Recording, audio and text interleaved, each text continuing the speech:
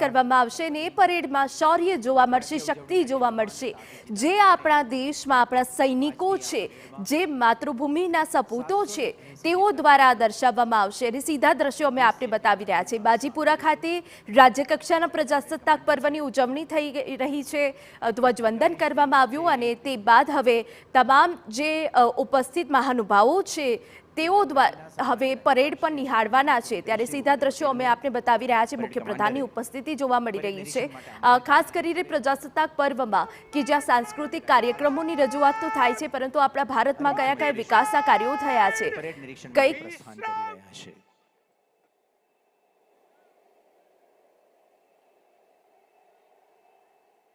કરતા હોય છે, તેમની એક શૌર્ય જોવા મળતું હોય છે, શક્તિ જોવા મળતી હોય છે.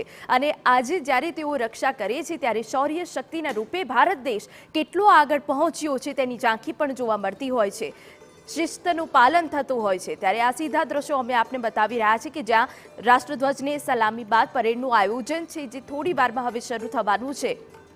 ત્યારે સાંસ્કૃતિક કાર્યક્રમો પણ જોવા મળશે. સમગ્ર દેશમાં આજે પ્રજાસત્તાક પર્વની ઉજવણી કરવામાં આવી રહી છે, ત્યારે સ્વર્ણિમ ભારતની થીમ પર દર વર્ષે અલગ અલગ થીમ પર પરેડનું આયોજન કરવામાં આવતું હોય છે, જેમાં ભારતની સાંસ્કૃતિક જે વારસાગત ઝાંખીઓ છે તેની રજૂઆત કરવામાં આવતી હોય છે. સાથે સાથે આપણા દેશની જે સંસ્કૃતિ રહી છે તે દર્શાવવામાં આવતી હોય છે. સાથે સાથે જે શૌર્ય શક્તિ છે કે સંરક્ષણ ક્ષેત્રે ભારત કેટલું આગળ વધ્યું છે તેની ઝાંખી પણ દર્શાવવામાં આવતી હોય છે.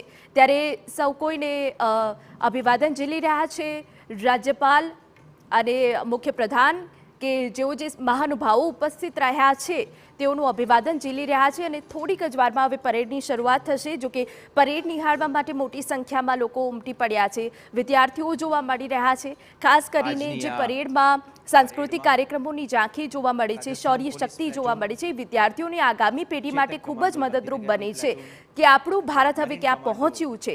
સંરક્ષણ ક્ષેત્રની વાત હોય કે પછી સાંસ્કૃતિક વારસાને જાળવી રાખવાની વાત હોય, આ તમામ ક્ષેત્રમાં ભારત ક્યાં આજે આગળ પહોંચ્યું છે, તમામ જે ઝાંખી છે એ આ પરેડમાં જોવા મળતી હોય છે. ત્યારે રાજ્યકક્ષાના પ્રજાસત્તાક પર્વની ઉજવણી થઈ રહી છે, હેલિકોપ્ટર દ્વારા પુષ્પ વર્ષા કરવામાં આવી અને તે બાદ હવે થોડીક જ વારમાં પરેડની આયોજન. પ્લાટૂન તથા ભરૂચ અને સુરત શહેર પોલીસ પ્લાટૂન પણ આજની આ પરેડમાં સામેલ છે.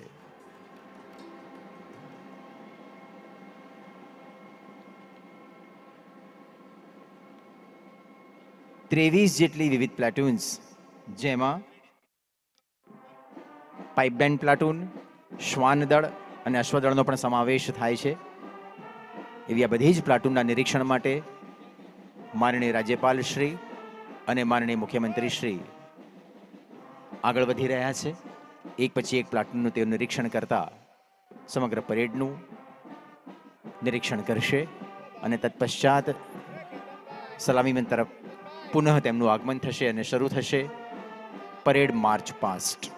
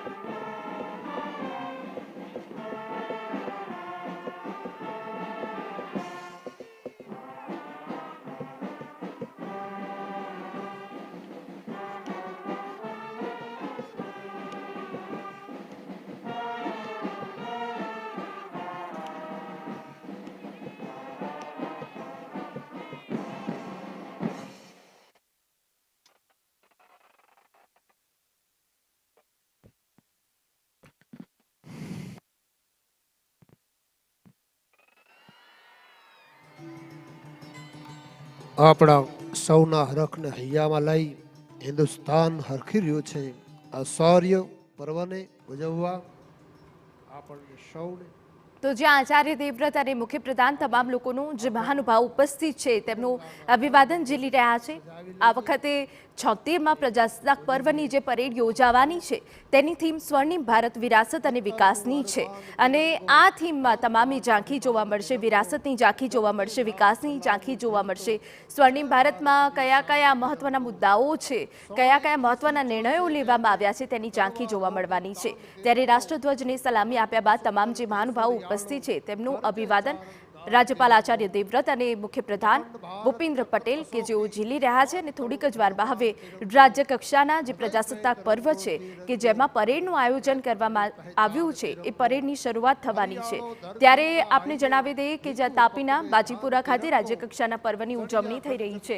પ્રજાસત્તાક પર્વ કે જ્યાં શૌર્ય સૌથી મહત્વપૂર્ણ રાખતું હોય છે. આપણા જે સરહદો ઉપર સૈનિકો જે આપણા દેશની રક્ષા કરતા હોય છે તેઓ માટે ખૂબ ઉત્સાહનો દિવસ હોય છે. સમગ્ર દેશમાં આ દિવસ ખૂબ જ ધૂમધામથી ઉજવવામાં આવે છે. ઓળખતો આખી આલમને વેધુ ને વિદ્વાન તિરંગો, સરહદનો ઈ સાચો સાવજ બહાદુર ને બળવાન તિરંગો.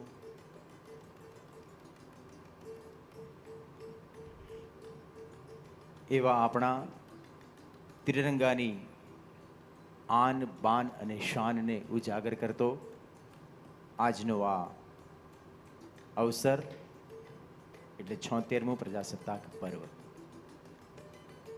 અને એ પ્રજાસત્તાક પર્વની રાજ્ય ઉજવણીના યજમાન આ તાપી જિલ્લામાં આયોજિત આ પરેડનું નિરીક્ષણ કરીને સન્માનનીય રાજ્યપાલ શ્રી અને માનનીય મુખ્યમંત્રી શ્રી સલામી મંચ તરફ પુનઃ આગમન કરી રહ્યા છે.